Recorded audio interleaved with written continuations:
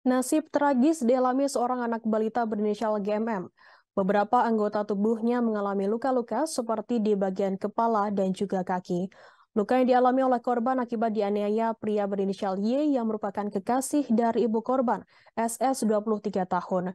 Y dan SS baru saling mengenal pada Mei 2022. Penganiayaan yang dialami anak berusia 2 tahun itu terjadi di salah satu kamar apartemen Kalibata City, Pancoran, Jakarta Selatan pada Sabtu 3 Desember 2022 sore.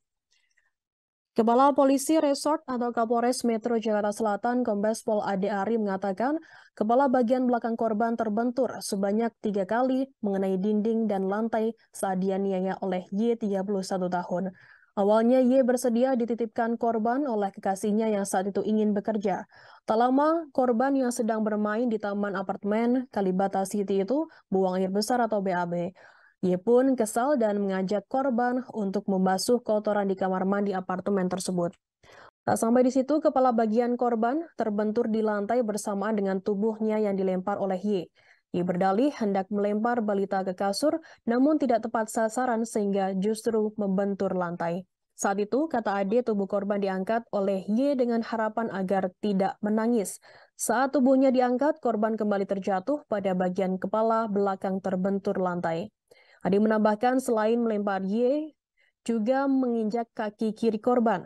Hal itu dilakukan dengan alasan kesal karena korban BAB sembarangan dan terus menangis. Ade mengatakan hasil visum dan autopsi jasad korban di Rumah Sakit Fatmawati menyatakan bahwa tulang kakinya mengalami keretakan. Ade mengatakan visum dan autopsi dilakukan di Rumah Sakit Fatmawati setelah sebelumnya dibawa oleh Y ke Rumah Sakit Triap Dipa Pancoran, Jakarta Selatan. Ade mengatakan tulang tengkorak bayi itu retak setelah kepalanya terbentur sebanyak 3 kali ke dinding dan lantai saat dianiaya oleh Y. Ade mengatakan kondisi korban berdasarkan hasil visum dan autopsi yang dilakukan di Rumah Sakit Fatmawati. Otopsi tersebut sesuai dengan permintaan ibu korban yang menduga adanya kejanggalan dari kematian korban. Untuk diketahui korban meninggal dunia saat tiba di Rumah Sakit Triadipa, Pancoran, Jakarta Selatan. Kini Y telah ditetapkan sebagai tersangka dan ditahan di rutan Polres Metro Jakarta Selatan.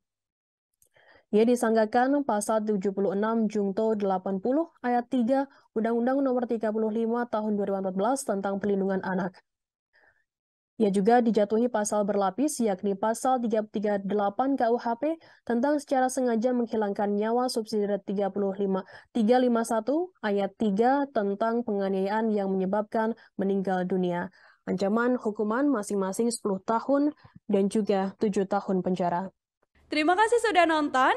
Jangan lupa like, subscribe, dan share ya.